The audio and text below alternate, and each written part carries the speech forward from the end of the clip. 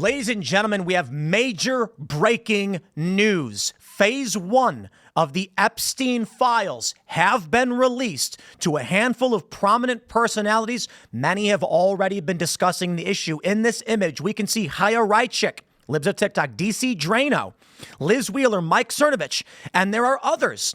Jack Posobiec, I believe, has been talking about this. Ladies and gentlemen, I'm going to say it. I believe the FBI has gone rogue. We have been provided a letter from an unnamed source, and it appears that elements of the federal government are intentionally hiding the Epstein documents to prevent them from being released. This is a degree of shocking I cannot begin to describe. I'm not going to bury the lead or wait. I've got it right here. This letter, again, provided to me from an unnamed source. Office of the Attorney General, Washington, D.C., 20530, February 27th, 2025. Let me read you this shocking letter that reads, Dear Director Patel, before you came into office, I requested the full and complete files related to Jeffrey Epstein. In response to this request, I received approximately 200 pages of documents, which consisted primarily of flight logs, Epstein's list of contacts, and a list of victims' names and phone numbers. I repeatedly questioned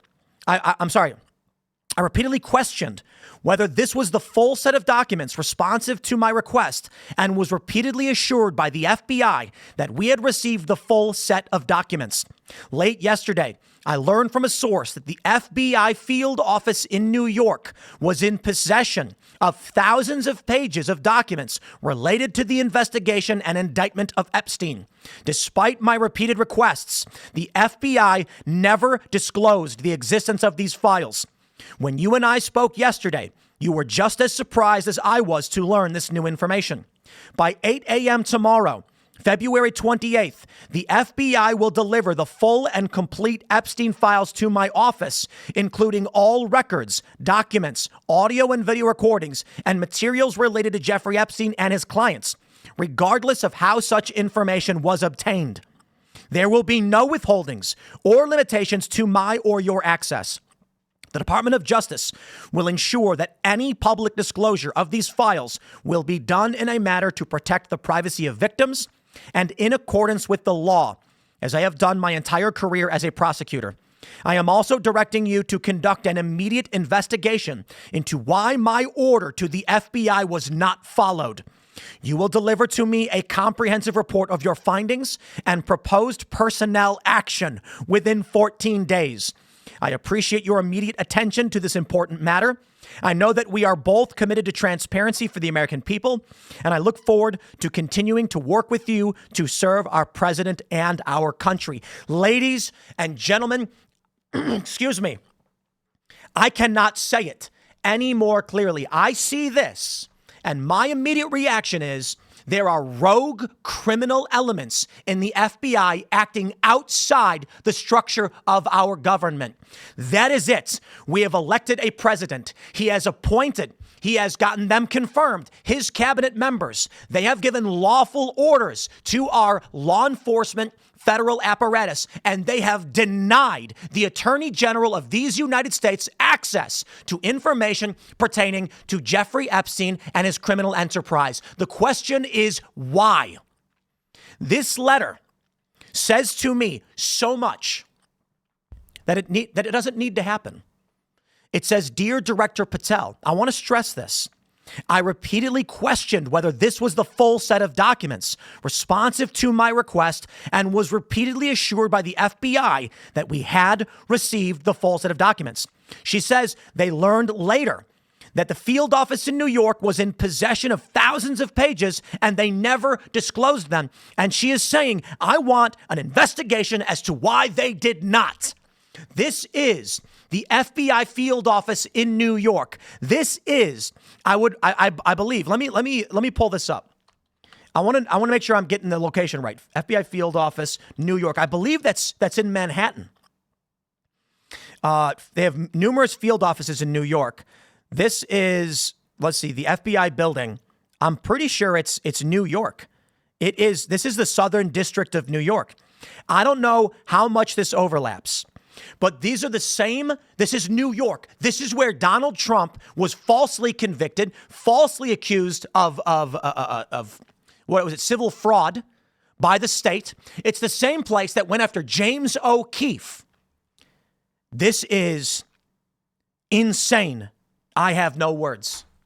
Now, they in this letter that it appears, I believe it's written by Pam Bondi.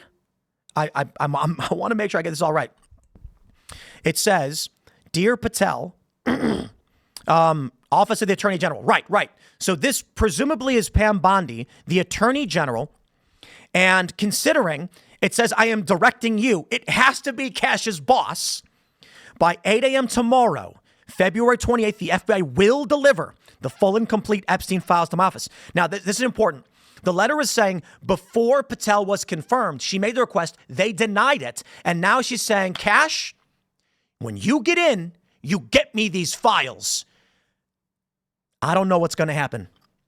But we have long discussed that they are not simply going to look at this photo. They are not simply going to roll over. Ladies and look at that suit. DC Drano wearing that fine suit. This is history. The Epstein files being released. I have a declassified. This is going to be huge. So I'm currently talking with several of the individuals. As you know, they've all been on Timcast IRL. DC Drano, Libs of TikTok, Liz Wheeler, Mike Cernovich. Shout out. You guys are doing amazing work. I love the hat in the background, by the way. Trump was right about everything. Jack Posobiec. This is incredible stuff. So we're talking with the individuals who are here. We want to get them on the show. It would be an honor and a privilege. We would be only so lucky if they would join us and help us be a part of history and bring this news to you. I am fairly confident we're moving in this direction. My friends, the implications of this letter that has been released is terrifying and shocking. And I don't know how they're going to deny this. How is the corporate press or the neoliberal establishment going to justify that the FBI is actively subverting the orders, the lawful orders of the Attorney General of these United States? There's a viral clip going around of Scott Jennings on CNN. You got to see it. The panelists are saying that Trump is going to take control of the military. What? They're saying he's going to put people in control who then defy the Constitution. And Scott Jennings says, what do you mean? Trump is the president. He is in control of the military. He's the commander in chief. Why are you saying he'd put someone else in charge? Who's he going to put in charge? The way these people are behaving, they view the duly elected government right now as an outside force undermining their will. This is a Senate-confirmed attorney general instructing the FBI who has gone rogue. Now, I can't speak for the entirety of the FBI. There's a bunch of different offices. But the New York field office hiding thousands of documents is shocking. Now, what are they going to say? They're going to say, oh, they never got the order. It's a misunderstanding. Absolute BS, and we all know it. Over this past week, people have been demanding the release of these files. And we had a breaking story just the other day. This is going to be huge news.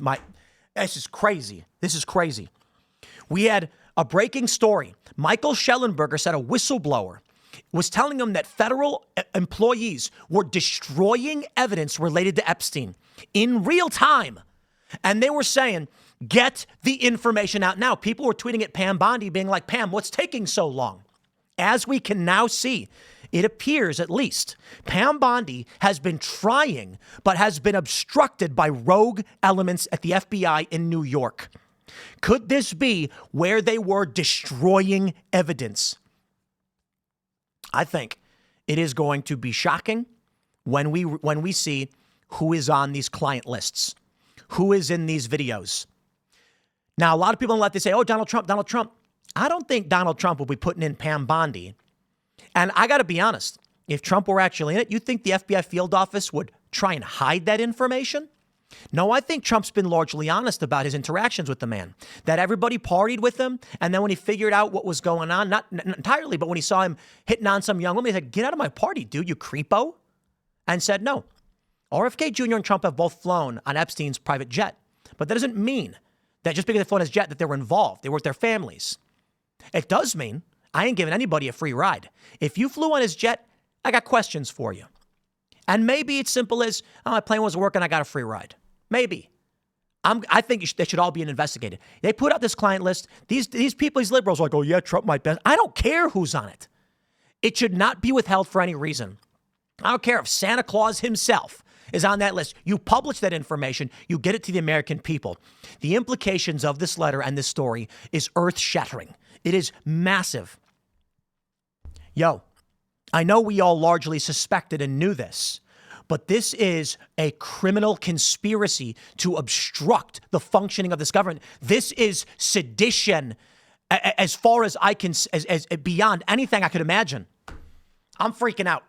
I just got an unnamed source has disclosed this letter to me. I'm freaking out. Ladies and gentlemen, stay tuned. We've got one more segment coming up for you, probably much less massive as this one, but it is going to be a wild night tonight. Timcast IRL, don't miss it. Follow me on X and Instagram. We got more coming. Stay tuned, and we'll see you all then.